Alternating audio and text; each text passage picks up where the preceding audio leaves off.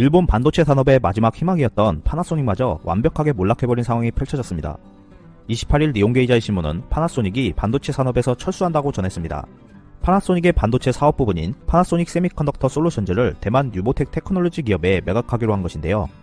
파나소닉의 반도체 사업은 적자가 이어지는 와중에서도 재건을 목표로 노력했지만 심각한 누적 적자와 미중 무역 마찰에 의한 판매 침체, 그리고 결정적으로 한국의 삼성 및 SK 하이닉스와의 경쟁에서 밀려나면서 사업 포기라는 선택을 한 것으로 보여집니다.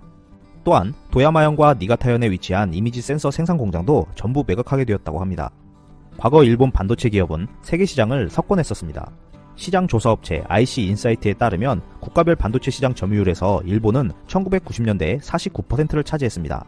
하지만 투자 판단 지형과 시장에 대한 안이한 대처로 삼성전자 등 한국과 대만 기업에 밀려 18년에는 7%까지 떨어졌습니다. 가트너가 발표하는 세계 반도체 기업 상위 10개사에서도 2018년에 일본 기업의 이름은 사라졌습니다. NEC와 히타치 제작소의 반도체 사업 부분이 통합해 설립됐던 엘피다 메모리는 2012년에 파산했고, 다음으로 히타치 제작소와 미쓰비시 전기의 반도체 부분을 통합한 회사와 NEC를 합쳐 만든 르네사스 테크놀로지도 19년 1분기에서 3분기에 영업적자를 기록하며 폐업을 걱정하는 상황에 놓여 있습니다.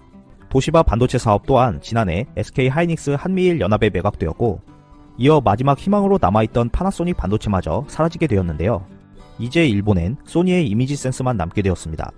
파나소닉의 이번 결정은 츠카 카즈히로 사장의 적자 사업은 무조건 철수한다라는 방침이 영향을 끼친 것으로 보이는데요. 2018년 회계연도 235억엔의 영업이익 적자를 기록한 반도체 사업에 이어 수익을 창출하지 못하고 있는 액정 패널 생산도 2021년까지 완전 철수할 예정이라고 발표했습니다. 이번 일본 반도체 사업의 몰락은 영원한 1등은 없다라는 교훈을 잘 보여주고 있는 사례로 볼 수 있는데요. 현재 세계 반도체 시장을 석권하고 있는 한국도 지금의 일본을 기억하며 같은 실수를 범하지 않도록 노력이 필요해 보입니다.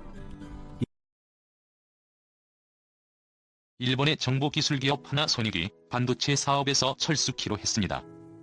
파나소닉의 반도체 사업 부문을 대만 기업에 매각키로 한 것입니다. 2012년 엘피다 메모리 파산에 이어 르네사스 일렉트로닉스의 적자 전환, 도시바의 반도체 사업 부문 매각에 이어 명맥만 남아있던 일본 반도체 산업의 남은 한 조각마저 사라지는 것입니다. 한때 세계 반도체 산업을 장악했던 일본 업체 중에는 이미지 센서를 생산하는 소니 정도만이 남은 모습입니다. 28일 니혼게이자이 신문에 따르면 파나소닉은 반도체 사업 부문인 파나소닉 세미컨덕터 솔루션즈를 대만 누보톤 테크놀로지에 매각키로 했습니다. 당초 파나소닉은 반도체 사업 부문의 재건을 노려왔지만 누적되는 적자를 감당하지 못하고 결국 사업을 포기하게 된 것입니다. 도야마현과 니가타현 등에 있는 이미지 센서 생산 공장 등도 일괄 매각하게 됐습니다. 파나소닉은 1952년 네덜란드 필립스와 합작회사를 설립하면서 반도체 사업에 뛰어들었고 1990년대에는 세계 10대 반도체 제조사 지위를 차지하기도 했습니다. 하지만 삼성전자 등 한국과 대만 업체들이 반도체 시장에서 약진하면서 급격히 실적이 악화됐습니다. 이미지 센서와 차량용 반도체 부문에 집중해왔지만 파나소닉 세미컨덕터 솔루션즈는 2018 회계연도에 235억엔의 영업이익 적자를 기록했습니다. 올해 흑자 전환을 목표로 삼았지만 미중 무역 마찰 심화 등으로 글로벌 반도체 시장 수요가 침체되면서 결국 사업 포기를 선택하게 됐습니다. 니혼게이자이 신문은 파나소닉의 반도체 사업 포기로 쇠락해가던 일본 반도체 업계가 종지부를 찍게 됐다고 평가했습니다. 일본 반도체 업계는 1990년에 세계 시장 점유율이 49%에 달했지만 이후 잇따른 투자 지연과 경영 판단 착오가 이어지면서 한국과 대만 기업의 시장을 내줬습니다. 지난해 일본 업계의 글로벌 반도체 시장 점유율은 7%까지 떨어진 상태며 세계 10대 업체 중 일본 업체는 단 한 곳도 없는 상황입니다. 최근 몇 년간의 모습은 일본 반도체 관련 업체들이 잇따라 장례식을 치르고 있다고 해도 과언이 아닌 모습입니다. NEC와 히타치 제작소의 반도체 사업 부문이 통합해 설립됐던 엘피다 메모리는 2012년에 파산했습니다. 뒤이어 히타치 제작소와 미쓰비시 전기의 반도체 부문을 통합한 회사와 NEC를 합쳐 만든 르네사스 일렉트로닉스도 지난해 영업 적자를 기록하며 생존을 걱정하는 처지입니다. 도시바는 지난해 반도체 사업 부문이 도시바 메모리를 SK 하이닉스 등 한미일 연합에 매각한 이후 껍데기만 남은 회사로 전락했습니다. 이제 일본 기업 중에선 이미지 센서 분야에서 고군분투하는 소니 정도만이 간신히 명함을 내밀고 있는 상황입니다.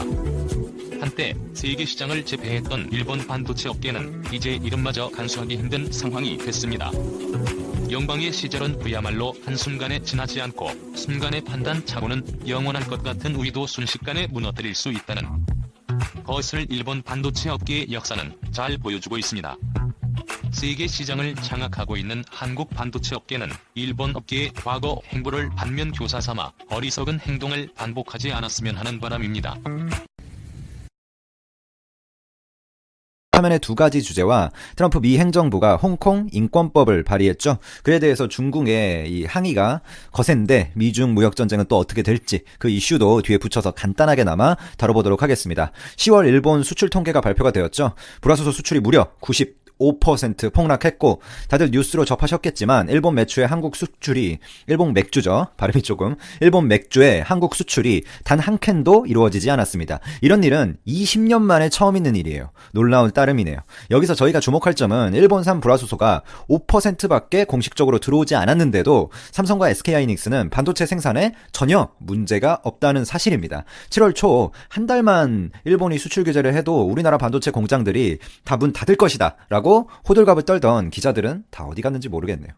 맥주에 관련해서는 물론 폭락이라고 저도 봤지만 0으로 통계가 잡힐 줄은 상상도 못했습니다. 물론 이게 수출액이 한 20만 엔 정도 기준을 넘어가야지 카운팅이 되기 때문에 그 아래로 어느 정도 양이 수입될 수 있으나 작년까지만 해도 일본 맥주를 가장 많이 수입하는 나라가 한국이었습니다. 그것을 고려하면 충격적인 건 마찬가지입니다. 일본 맥주가 수출되는 게 100이라고 보면 반 이상을 그 수많은 수출 맥주의 반 이상을 우리나라가 전량 수입했었습니다. 근데 지금은 0이죠. 관련 업계는 당연히 영업이익 폭락을 실시간으로 경험하고 구조조정에 돌입하고 있습니다.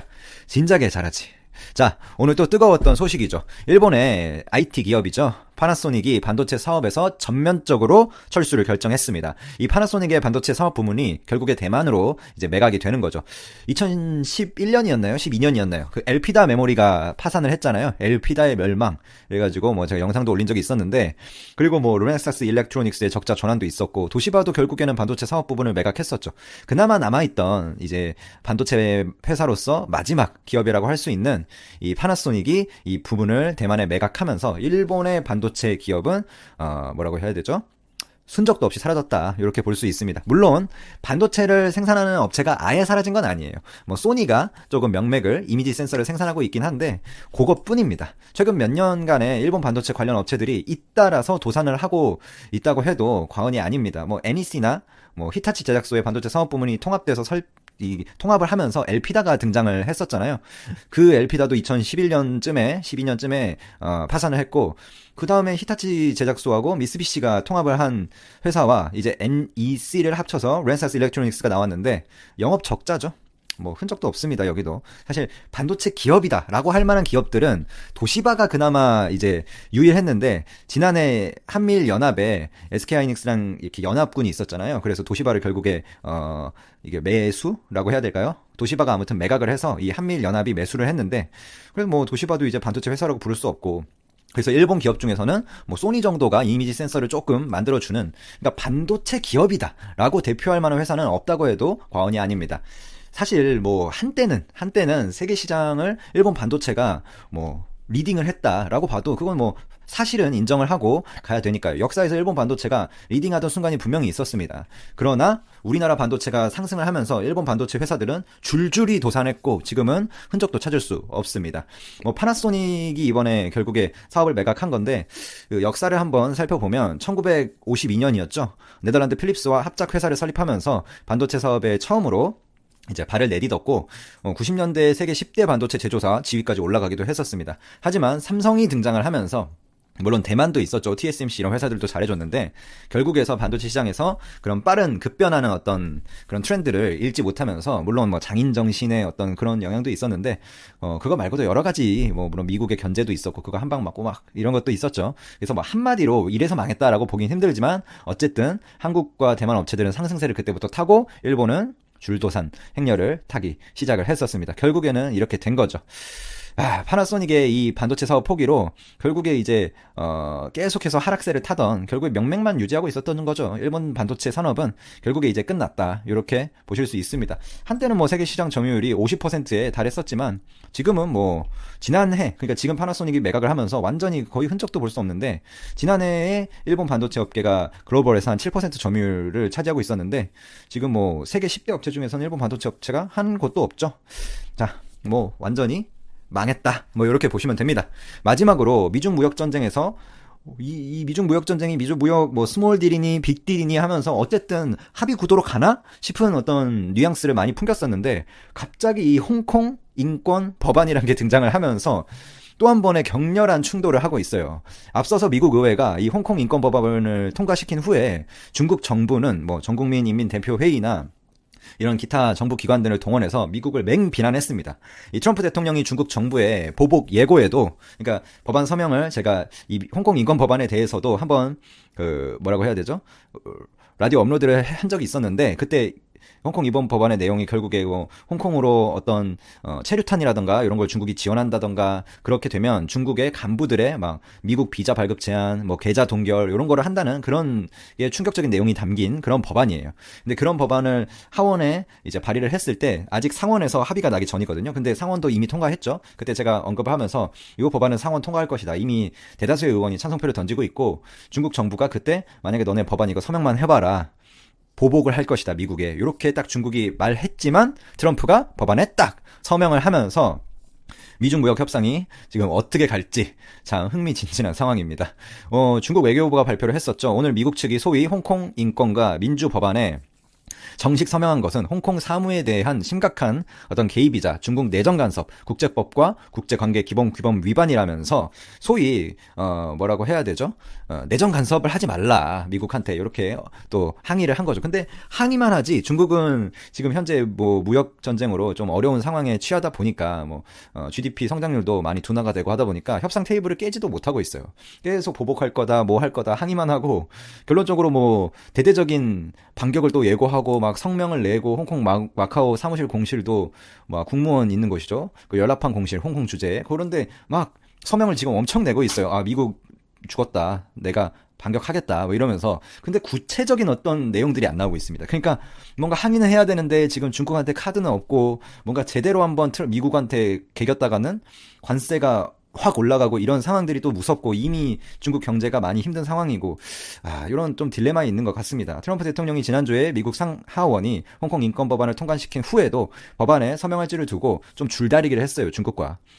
그래서 뭔가 홍콩 카드를 어떻게 활용할까, 이런 거에 대해서 트럼프 대통령이 좀 탄핵 어떤 구도에 몰린, 물론 탄핵이 된다 이건 아니지만 어쨌든 탄핵이 추진되고 있었잖아요. 그거 자체가 악재니까.